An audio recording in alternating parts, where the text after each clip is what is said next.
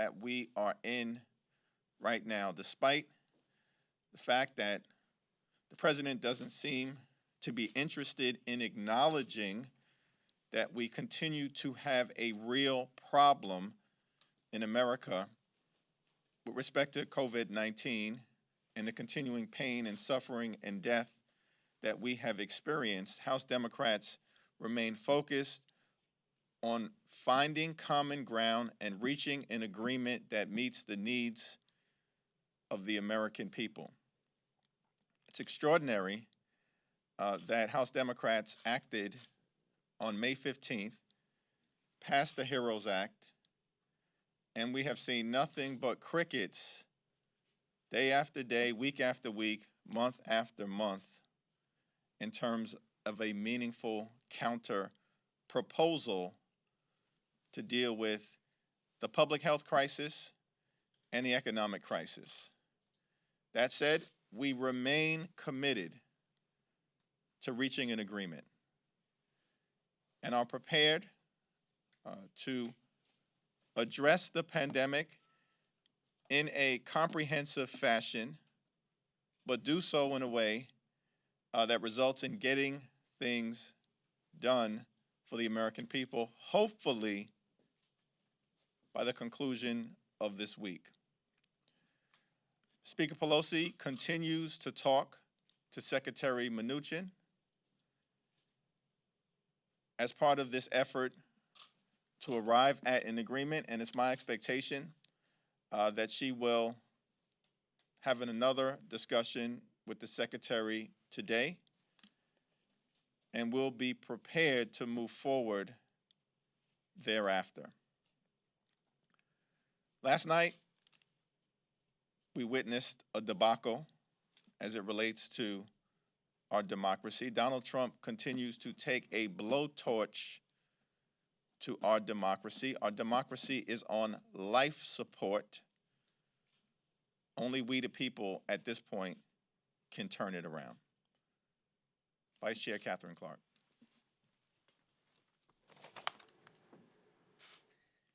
Thank you so much, Hakeem. What we saw last night is underscoring what we already knew. The president is going to continue to stand back as the American people suffer, as he stands by white supremacists and those who threaten our very democracy. But here in the Democratic House Caucus, we are renewing our commitment to the American people.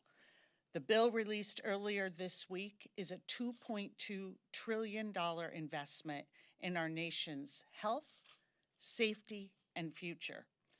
And contrary to what the president would have you believe at his tightly packed indoor unsafe rallies, this pandemic is not over. We make up only 4% of the world's population, but 25% of all COVID-19 cases. So we've updated our bill. It is comprehensive, it is science-based, and it is a solution to help Americans reopen and recover.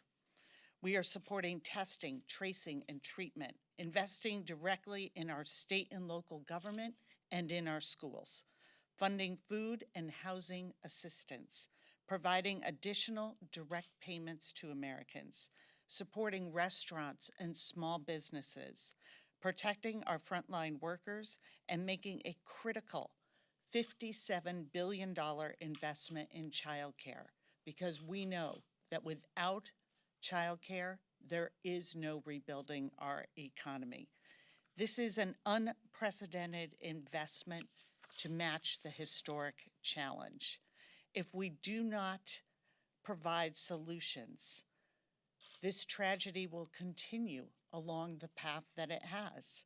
And what has changed since the original HEROES Act is the devastating number of preventable deaths will only continue to grow. What else has changed? We are now aware to the extent that this administration has hid, lied, and deceived American families about this pandemic in order to maintain its power. We see the deceit of this administration and we are going to answer it by providing the American people with the real relief that they need. Questions? So can you talk about the Treasury Secretary's announcement on airlines and the loans and how that could impact the negotiations with Secretary Mnuchin and Speaker Pelosi, if at all?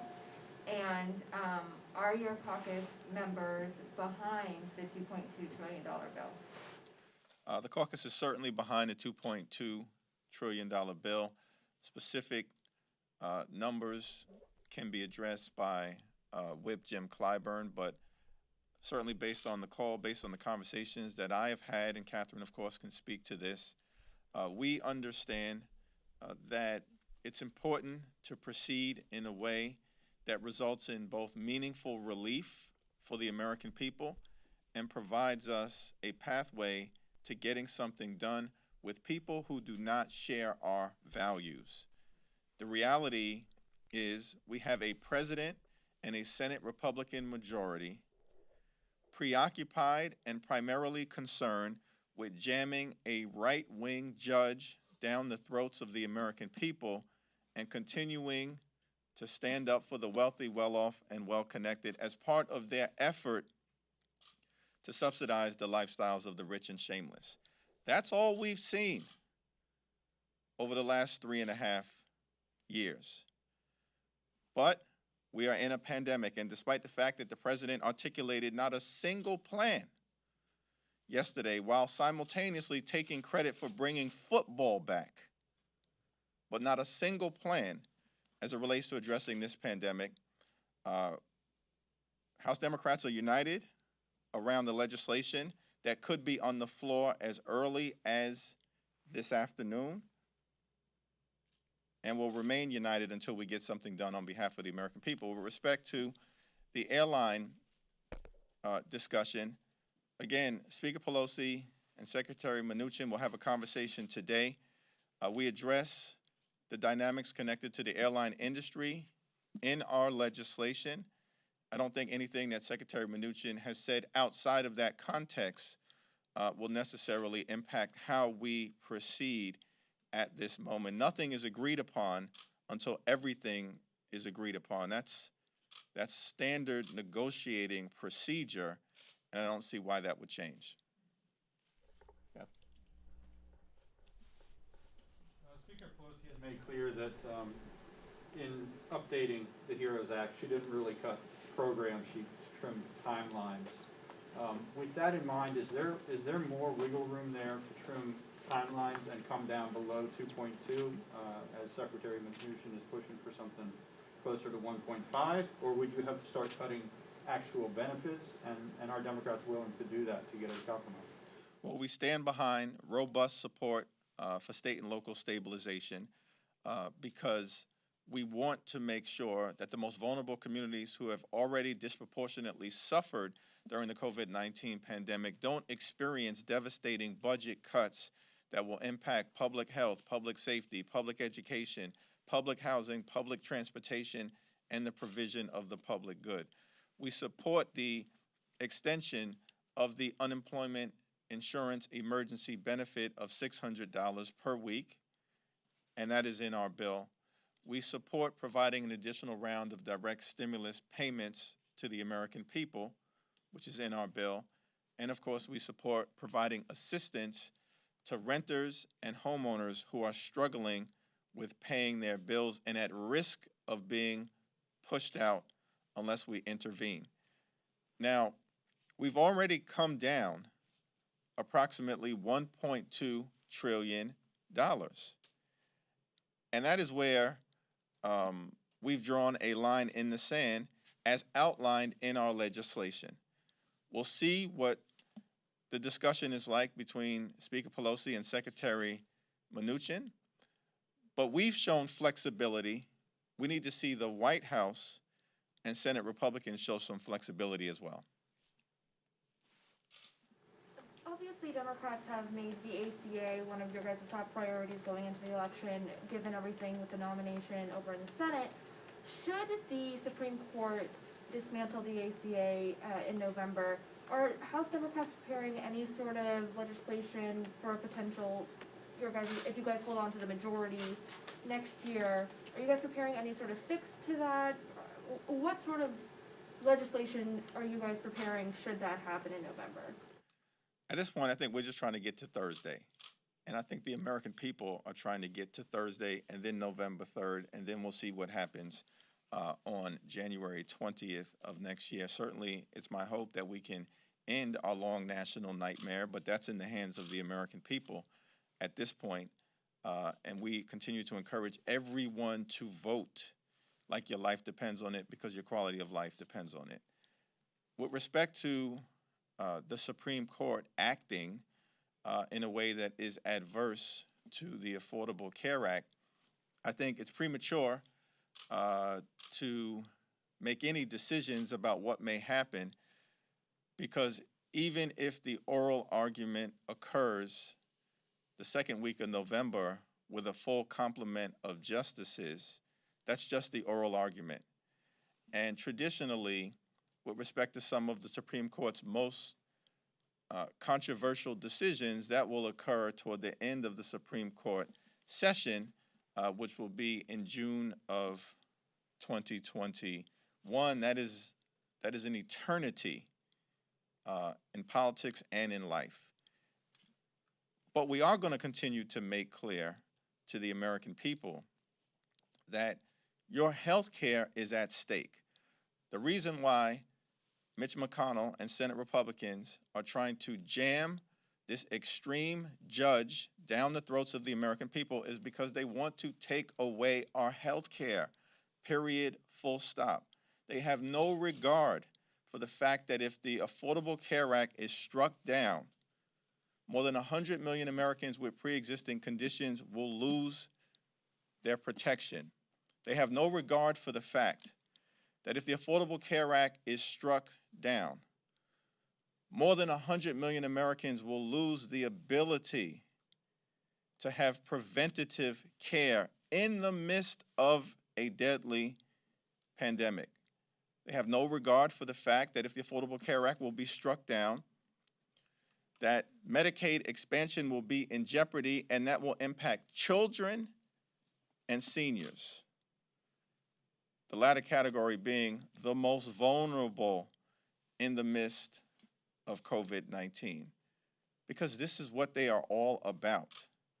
They continue to show us this, and we're going to make sure that those stakes are well understood by the American people. Catherine. Whatever happens in the priority of legislation as we move into the next session, healthcare is going to be at the top of it, because we understand that without healthy people, we are never going to get back to a healthy economy. And once again, the president last night was unable to tell us what his vision is. And what we do know are these short-term junk plans that he has proposed as a substitute for the ACA and robust coverage. We know that this is so fundamental to people's lives that they are able to get at any time, but especially in the middle of a pandemic, the help that they need. That we should never have a country where people fear the unpaid medical bills mounting more than the diagnosis that they got. This is the president's vision for our country.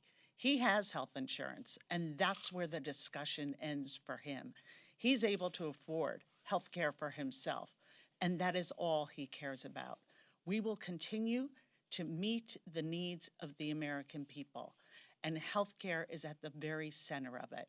And it is at the center of why there is a push to get a nominee through the Senate and onto the Supreme Court in time for the November 10th oral argument on the ACA. So we will match whatever they do, because it has to be about the American people. They are the ones that lost in the debate last night. They are the ones who have lost in this administration, and with those here in Congress who are complicit with the president. As far as you know, does the decision on whether or not to go forward with this bill depend on whether these talks between the Speaker and the Secretary are going well? Or to put it another way, if you do vote on the bill, does that mean that the talks have gone poorly and that it's unlikely we'll see a deal before the election?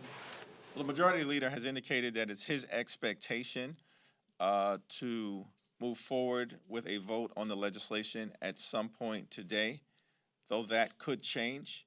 But that is our current expectation. The Rules Committee met this morning. We have same-day authority to proceed. I think it's the right thing to do in the context of making it clear that in the midst of a deadly pandemic, we have to act decisively and comprehensively. At the same period of time, our bill is in the public domain.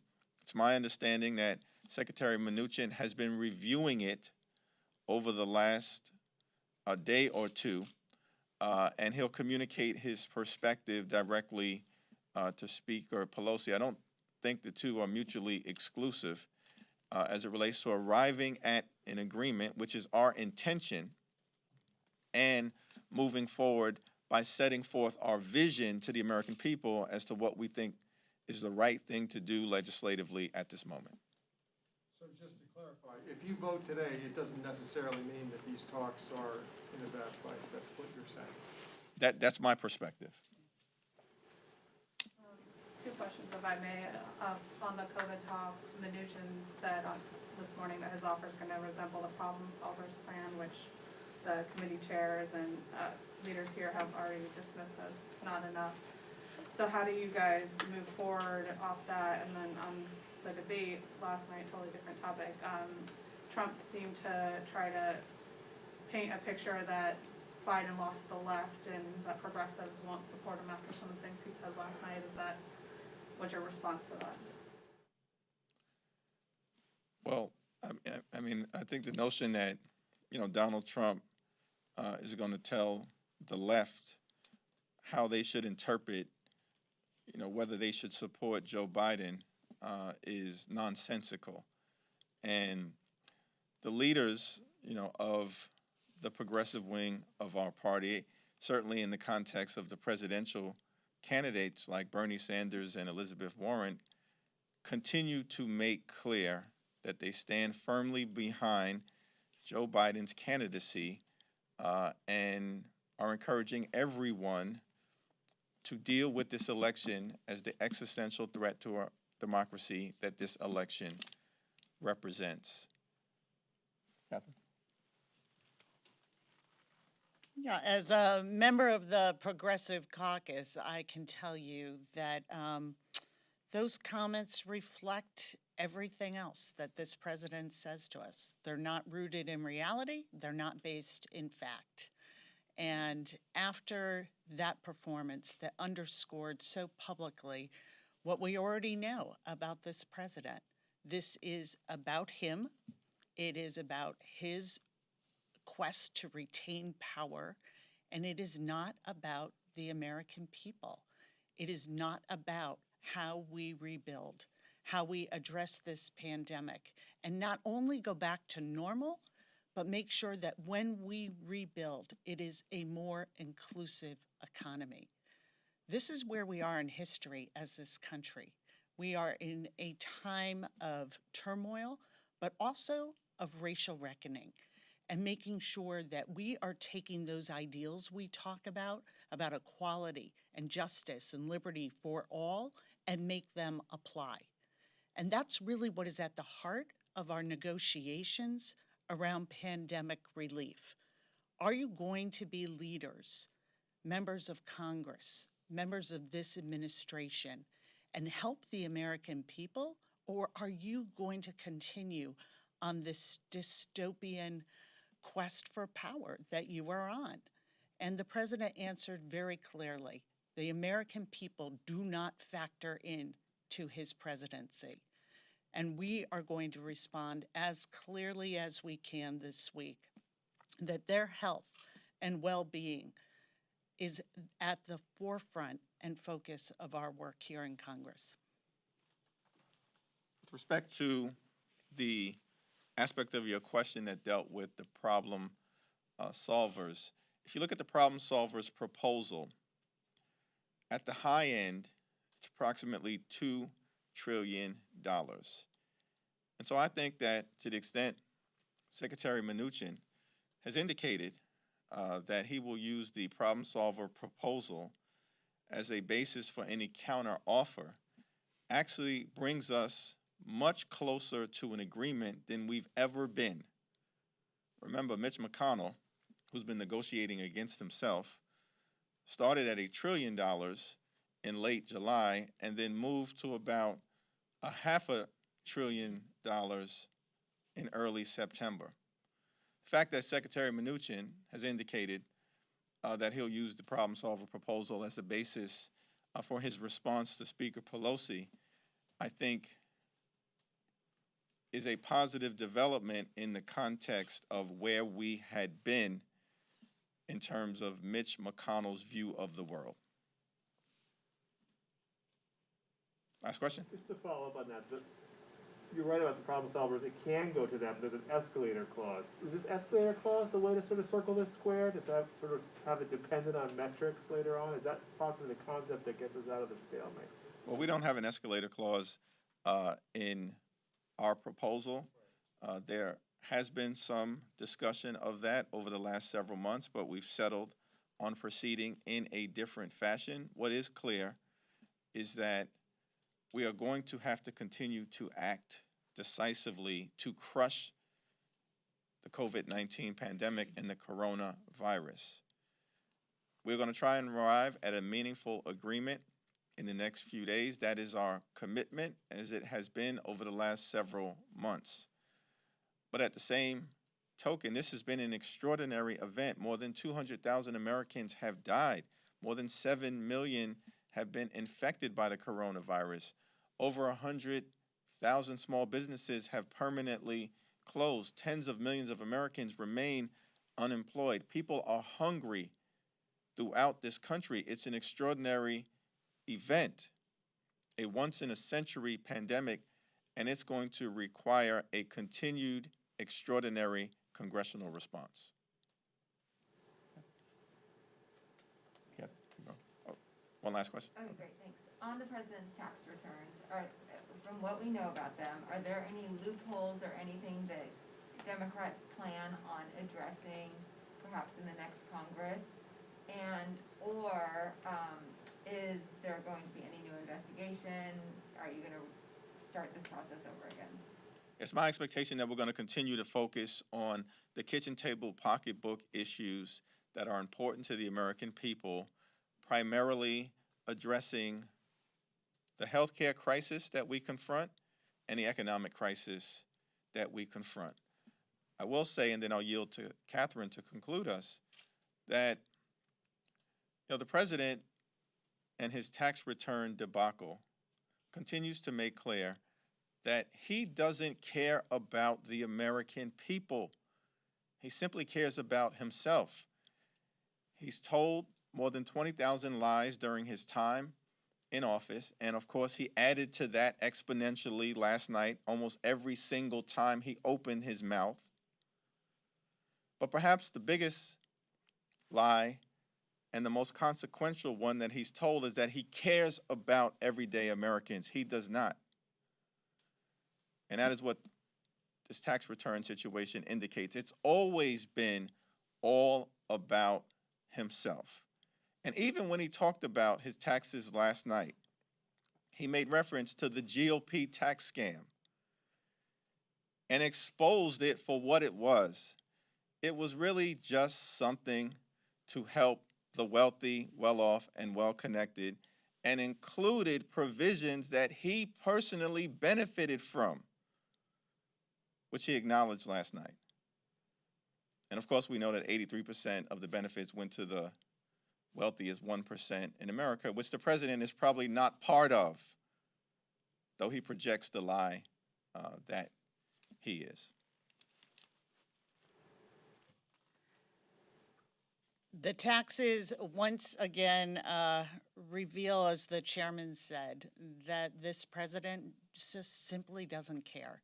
$750. When you look at what teachers and police officers and firefighters and waitresses, flight attendants, what they pay in their taxes compared to this president, he keeps showing us who he is, and we have to believe him. And that's why we're going to do everything in our power to meet the needs of the American people and to make sure that come November 4th, this president can no longer be the threat to our democracy and to the quality of life for Americans that he has presented for the last 4 years. We saw a malignant clown show last night. When you see it, believe it. Thank you.